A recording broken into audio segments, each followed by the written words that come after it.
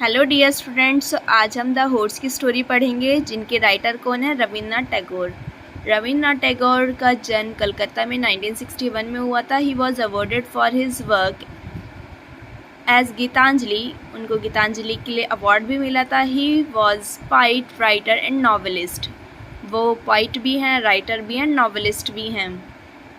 He was the composer of Jana Gana मन, और जन गण मन के कंपोज़र भी हैं। He died at Shanti Niketan in 1941, और वो ये दुनिया छोड़कर चले गए 1941 में। तो उनकी स्टोरी को पढ़ते हैं। उन्होंने बहुत इंटरेस्टिंग स्टोरी दी थी। द हॉर्स इसका नेम है। The work of creating the universe was nearly over. जो यूनिवर्स बनाने का जो काम था वो नियरली ओवर हो चुका था। When a new idea struck the creator's mind. इतने में ही एक नया आइडिया जो था वो क्रिएटर्स के माइंड में स्ट्रक करता है। He summoned an assistant and said, bring me some more material, I shall make a new species of animal. उन्होंने, जो क्रिएटर थे, गॉड जो थे, उन्होंने असिस्टेंट को बुलाया और कहा कि कुछ और मटेरियल्स लाओ जिससे मैं एक नई स्पीसीज, नई प्रजाति बना सकूं एनिमल की। The assistant knelt down and replied. Assistant आया और उन्होंने रिप्लाई दिया, Fathers, when under the creator's zeal, you made elephant and whale, lions, pythons. You barely thought of the quantity of substance they cost. आपने, वो assistant आता है और reply करता है, फादर, आपने इतने सारे एनिमल्स को, इतने सारे उत्साह में, झील मतलब होता है हैप्पीनेस, झील, तो वो उत्साह में बोलता है कि आपने इतने सारे एनिमल्स को बना दिया है, एलिफेंट को, वेल को, लॉयंस को, पाइथन्स को। उनमें भारी मटेरियल यूज़ किया गया है। अब थोड़ा बहुत ही मटेरियल बचा हुआ है, थोड़ा बहुत ही स्टफ़ है।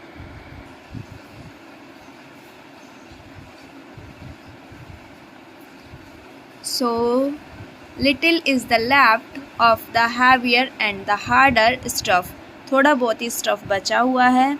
But the lighter there is still enough in store. जो लाइटर है, हल्का, थोड़ा बहुत जो सामान है बनाने के लिए वो थोड़ा बहुत बचा हुआ है। The creator reflected for a moment. जो गॉड होते हैं वो थोड़ी देर रिप्लाई करते हैं, Well, bring me whatever you have. जो भी बचा कुचा है वो आप लेकर आ जाइए। The time the creator took care to employ only a little of the hard material. अब उनके पास जो हार्ड मटेरियल था वो थोड़ा बहुत ही बचा था। To new animal he made. अब नए एनिमल को बनाया उन्होंने। He gave neither horn nor claw. उन्होंने उनको सींग भी नहीं दिए, क्लॉज, पंजे भी नहीं दिए, पैरों वाले तेज नाखून नहीं दिए। He gave it teeth. उन्होंने उनको दांत तो दिए, that could chew but not bite. जो खाना खा सकें लेकिन बाइट ना कर सकें. The energy he gave it was enough to make it useful on the battle field. उन्होंने उनको एनर्जी तो दी कि वो बैटल में उस एनर्जी को यूज़ कर सकें, but he gave it no taste for its on for battles. लेकिन उन्होंने उनके अंदर वो नहीं दिया कि वो खुद से उस एनर्जी को यूज़ कर सकें.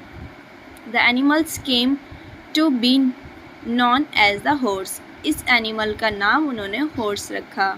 इस एनिमल्स को हॉर्स के नाम से जाना जाने लगा. The creator had spent in its making enough of the stuff as the air and the sky are made of. अब जो क्रिएटर ने उन बनाने में उसमें एयर और स्काई का ज़्यादा यूज़ कर दिया था स्टफ़ में, तो एयर और स्काई का यूज़ किया, तो रिज़ल्ट क्या मिला? The result was that it's mind was full of the desire for freedom. उनका जो माइंड था वो फुली फ्रीडम था.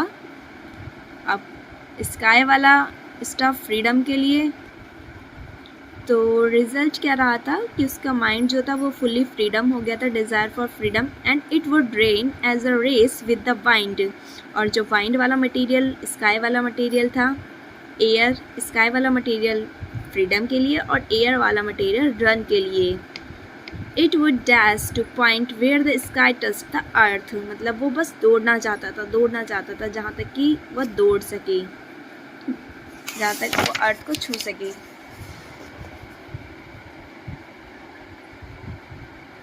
Animals ran with a purpose, but the horse raced about no apparent reason, as though it were eager to fly away from its own self.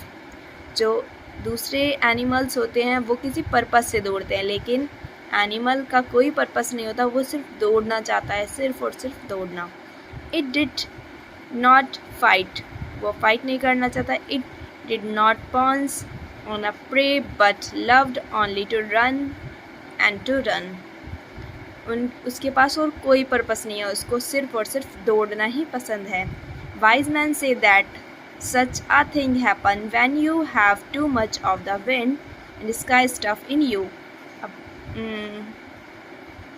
Wise men कहते हैं कि उनके पास जो वाइंड और air का जो बहुत ज़्यादा स्टफ था, ये उसी की वजह से था। The creator was delighted with his own work. जो क्रिएटर थे, गॉड थे, वो बहुत ही खुश थे अपने काम से। To some animals he gave forest to live in. कुछ एनिमल्स उन्होंने फॉरेस्ट में दिए जिससे वो फॉरेस्ट में रह सकें। To some he gave dance, और कुछ के लिए उन्होंने डांस दिया, घर दिए एनिमल्स के। But as he liked to see the horse running as animal race, he assigned it to an open field. लेकिन horse के लिए उन्होंने क्या दिया? Open field. Beyond that field lived man. He was bent under the weight of the burdens he had accumulated. As he saw the horse, he knew that he would be able to shift his burden onto its back if someone he could capture it. अब खुले मैदान में उन्हें दौड़ते हुए एक आदमी देख लेता है, तो उसमें क्या होता है? One day he chased his nest and captured the horse. और एक दिन उसको वो horse को पकड़ लेता है। He put a saddle on its back and crab in its mouth. वो उसकी पीठ के लिए एक सैडल बना देता है और उसके माउथ के लिए एक कब, मतलब उसके मुंह पर लगाने के लिए कुछ इस टाइप का दिख रहा है ना आपको। And keeped it confined in a prison, और उसको जेल एक जेल में बंद कर देता है, उसके लिए घर बना देता है। मतलब that tiger remained in its forest home, जैसे टाइगर के लिए जंगल ही उसका घर है। The lion in its Dan, lion के लिए डैन उसका घर है। But the horse lost home, लेकिन अब जो हॉर्स था उसका जो घर था वो क्या था? ओपन फील्ड, लेकिन वो तो अपना घर खो चुका था।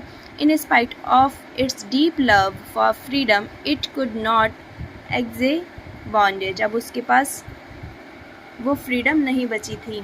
When life become unbearable, अब उसकी लाइफ जो थी वो बहुत ही दुखी, बहुत असहनीय हो गई थी। It kicked wildly as it prison wall, अब वो जहाँ पर रह रहा था, जहाँ चार दीवारियों में उसको बंद कर दिया था, वो उस चारों मतलब दीवार पर मारने लगा। That it did less injured to the wall than the horse hoofs, अब दीवार को तो कुछ नहीं हुआ लेकिन उसके पैरों में चोट लगी। But after constant kicks bits of plaster began to fall, लेकिन लगातार किक के कारण जो दीवार की जो प्लास्टर था वो गिरना स्टार्ट हो गया। इट मेड मैन एंग्री, इसको देखकर जो मैन था वो उसको गुस्सा आ गया। That is what I call ingratitude, he said. I felt it. I have engaged servant to look after it, but that wretched animal does not see my kindness. अब वो जो आदमी जिसने हॉर्स को रखा था, जिसने हॉर्स को इतनी सारी चीज़ें दी, वो कहता है कि इसको मेरी काइंडनेस बिल्कुल दिखाई नहीं दे रही है। मैंने इसको घर दिया, मैंने इसको सर्वेंट दिए इसकी देखभाल के लिए, लेकिन ये है कि इतना क्रूर हो चुका है, ये इतना बेकार हो चुका है, मेरे बारे में बिल्कुल नहीं सोच रहा है।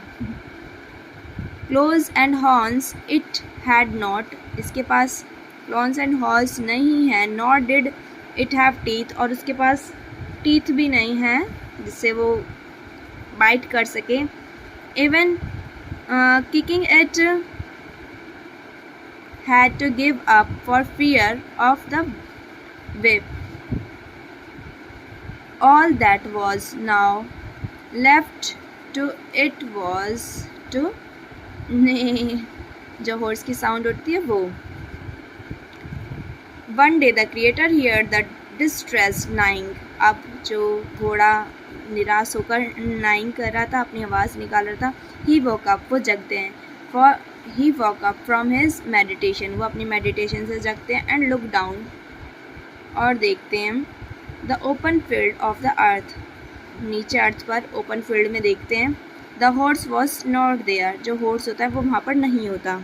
ही समन, वो बुलाते हैं।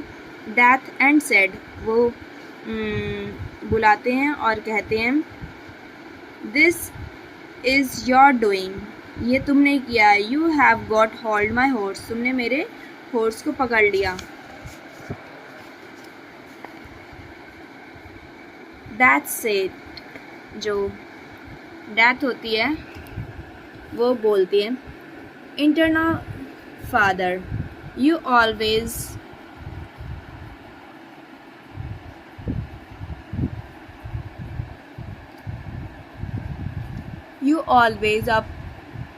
upon me with suspicion, but be good enough to cast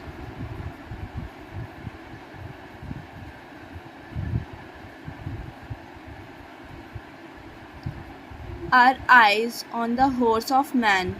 The creator looked down again and saw the horse standing in a narrow veiled space, neighing weakly. अब जो क्रिएटर होते हैं वो दोबारा से देखते हैं कि जो हॉर्स है वो एक पतली सी जगह पर खड़ा हुआ है और बहुत ही कमज़ोर मतलब कमज़ोर आवाज़ में आवाज़ लगा रहा है। His heart was filled with pity and he said to man, उनका हृदय पूरा भर जाता और वो उस आदमी से बोलते हैं unless you set the horse free, या तो आप इस हॉर्स को फ्री कर दो। I shall give it teeth and chew like the tigers, नहीं तो मैं इनको टीथ दे दूँगा और इनके पंजे दे दूँगा टाइगर की तरह। मैन सेड, जो मैन होता है वो कहता है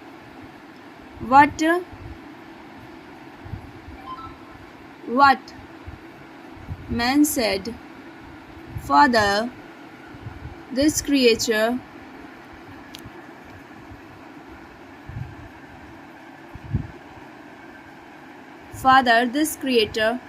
of yours does not deserve freedom. Look what a nice stable I have built for it, its comfort and well-being. जो आदमी होता है वो कहता है कि क्या कहता है कि फादर, ये जो आपने क्रिएचर बनाया है, ये जो आपने प्रजाति बनाई है, ये फ्रीडम के लायक नहीं है, फ्रीडम डिज़र्व नहीं करती। मैंने इसके लिए इतना अच्छा स्टेबल बनाया, इसके लिए इतना अच्छा घर बनाया है, इसको इतने अच्छे कंफर्टेबल दे रहा हूँ, इतनी अच्छी कंफर्टेबल लाइफ दे रहा हूँ मैं इसको। But the creator insist that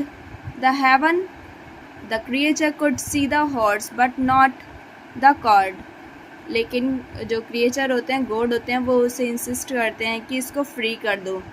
he grew dread with same so that the short of creator he had made, उन्होंने वो जो प्रजाति बनाई है वो फ्री रहने के लिए बनाई है। He admitted to himself that it was one of the worst burdens into which he had ever fallen. Man said, what it is to be done with it, जो मैन होता है वो कहता है कि आपने इसके साथ क्या किया है। Are there no field in heaven where it might be sent to roam, कि मैं इसे कहाँ भेजूँ। The creator answered, I have had enough for it, मेरे पास इतना ही है। Take the creature back to stable, इसको वापस स्टेबल में ले जाओ। Man said, but the father, what a burden it will be to me. लेकिन अब मैन जो होता है वो कहता है कि अरे फादर, ये तो मेरे लिए बर्डन है, तो मैं इसे क्यों रखूँ। द क्रिएटर आंसर, क्रिएटर जो होते हैं गॉड रिप्लाई आंसर करते हैं, yes but by accepting the burden you will show your greatness of heart, इस बर्डन को आप अपने पास रखकर अपनी हृदय की महानता को शो करोगे, प्रदर्शित करोगे। तो इस स्टोरी में ये था, हॉर्स के बारे में बताया था कि हॉर्स को फ्रीडम पसंद है, लेकिन उसको एक आदमी रख लेता है। वो क्रिएटर तो जो गॉड होते हैं वो तो ऊपर बादल से देख रहे होते, तो वो नहीं देख पाते कि उसने कैसे उसके पैर बांध दिए थे, वो चल नहीं पाया था।